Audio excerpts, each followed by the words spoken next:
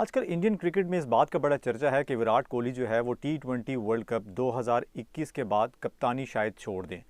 इस बात में कितनी सदाकत है और अगर वो कप्तानी छोड़ते हैं तो क्या इंडियन टीम को कोई प्रॉब्लम्स होगी या नहीं होगी? अगर इंडिया वर्ल्ड कप जीत जाता है उस सिनेरियो में क्या होगा? क्या तब भी विराट कोहली कप्तानी छोड़ेंगे? स्लो बाउंसर को सब्सक्राइब कीजिए, बेल आइकॉन के बटन को प्रेस कीजिए और पूरी वीडियो देखिएगा। फ्रेंड्स, विराट कोहली वैसे तो बड़े अग्रेसिव कप्तान के तौर पर जाने और पहचाने जाते हैं। उनका जो पैशन है क्रिकेट की गेम को लेकर और ग्राउंड में जो उनका एग्रेशन होता है वो हमसे ढका छुपा नहीं है। किसी हद तक बहुत सारे फैंस उनकी इस एग्रेशन को पसंद भी करते हैं और कुछ बहुत सारे फैंस जो है वो ये भी कहते हैं कि वो शायद थोड़ा सा ओवर रिएक्ट करते हैं। बट ऑब्वियसली इस पूरे एग्रेशन के पीछे उनका पैशन शामिल है।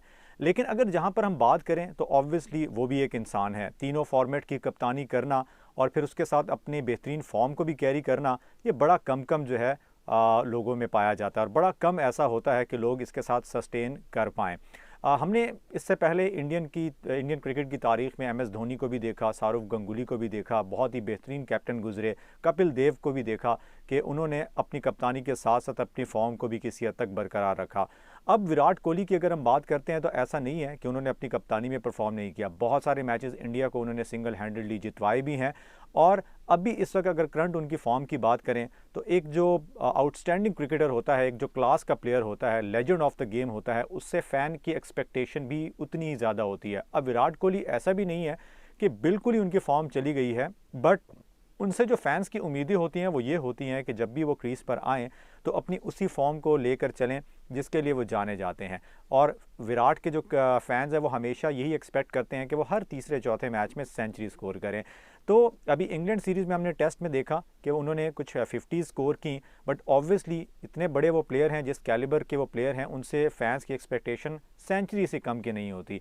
उनकी इस फॉर्म को लेकर शायद वो कुछ खुद भी परेशान है और इसी वजह से उनका ये फैसला सामने आ रहा है कि टी20 वर्ल्ड कप के बाद शायद शॉर्टर फॉर्मेट की जो कप्तानी है वो मिल जाए रोहित शर्मा को। इंडियन फैंस के लिए कोई शायद ये ज़्यादा परेशानी की बात इस वजह से भी नहीं होगी कि जो बैकअप में प्लेयर है वो शायद विराट कोहली से अगर ज़्यादा नहीं तो उनके कम से कम हम पलड़ा दिखाई देता है, क्योंकि रोहित शर्मा का तजर्बा भी कप्तानी के अंदर अगर हम देखें तो लीग क्रिकेट में बहुत ज़्यादा है।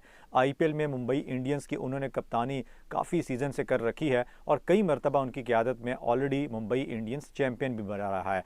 अब ये कोई अनोखी बात नहीं है कि आप जो है वो तीनों फॉर्मेट के अंदर डिफरेंट कप्तानों को लेकर आएँ, या इससे कोई गेम के ऊपर आई थिंक सो असर नहीं पड़ता। दोनों काफ़ी अरसे से अपने आपस में क्रिकेट खेल रहे हैं, एक अच्छे टीम मैन भी हैं, दोनों का आपस में केमिस्ट्री भी बड़ी मैच करती है, तो इससे कोई फ़र्क नहीं पड़ने वाला। हाँ, एक चीज़ ज़रूर हो सकती है कि विराट की एटलीस्ट जो शॉर्टर फॉर्मेट में जो उनकी फॉर्म है और ज़्यादा बेहतर वो हो सकते हैं, तो इस चीज़ से ये फ़र्क पड़ेगा कि वो अपने आप को टाइम जो है वो ज़्यादा देना शुरू हो जाएंगे और कुछ बर्डन जो है वो शिफ्ट होगा टूवर्ड्स रोहित शर्मा। लेकिन अगर हम ओवरऑल देखें दुनिया में तो बहुत सारे ममालिक के अंदर ये चीज़ अब देखने में आ रही है। अगर मैं कुछ आपको एग्जांपल्स दूं, जैसे अगर हम साउथ अफ्रीका की बात कर लें तो डीन एल्गर जो है उनकी टेस्ट की कप्तानी करते हैं और टी20 और ओडीआई की टिम्बा बेउमा जो है वो उनके शॉर्टर फॉर्मेट की कप्तानी करते हैं। सेम एज विद अगर हम आगे चलें ऑस्ट्रेलिया की बात कर लें, टिम पेन उनकी टेस्ट की कप्तानी करते हैं, एरन फिंच उनके टी20 और ओडीआई की कप्तानी करते हैं। वेस्ट इंडीज़ में भी क्रैग ब्रैथवेट उनकी टेस्ट की कप्तानी कर रहे हैं और कैरन पोलार्ड जो है वो टी20 और ओडीआई की कप्तानी कर रहे हैं। तो ये कोई इतनी अनोखी बात नहीं है, दुनिया भर में ये सिलसिला चल रहा है। सो ये एक ट्रेंड अब बनता चला जा रहा है। पास्ट में भी ऐसा हुआ, आपको याद होगा 2007 में अनिल कुंबले जो है वो उनके टेस्ट की कप्तानी कर रहे थे, तो एम एस धोनी जो है वो शॉर्टर फॉर्मेट में आ गए थे और फिर आगे चलकर एम एस धोनी खुद जो है वो टेस्ट की कप्तानी विराट को दे दी गई थी और शॉर्टर फॉर्मेट की टिल 2017 तक एम एस धोनी कर रहे थे। तो आपके बैकअप में एक और खिलाड़ी तैयार हो रहा होता है।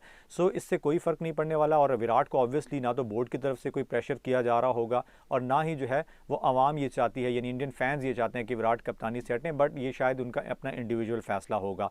अब सबसे बड़ा क्वेश्चन ये है कि इन केस अगर इंडिया की जो टीम जो है वो 2021 का वर्ल्ड कप जो है टी20 का वो जीत जाती है, तो क्या तब भी उनका ये फैसला होगा? आई थिंक सो कि ज़रूर होगा। ये डिपेंड करता है उनकी फॉर्म को। अगर उनकी फॉर्म बेहतर रही तो शायद माइट भी वो थोड़ा सा इसको मज़ीद प्रोलॉन्ग कर लें और 2022 में भी चूँकि टी20 का होना है वर्ल्ड कप, तो शायद तब ये सिलसिला हो जाए।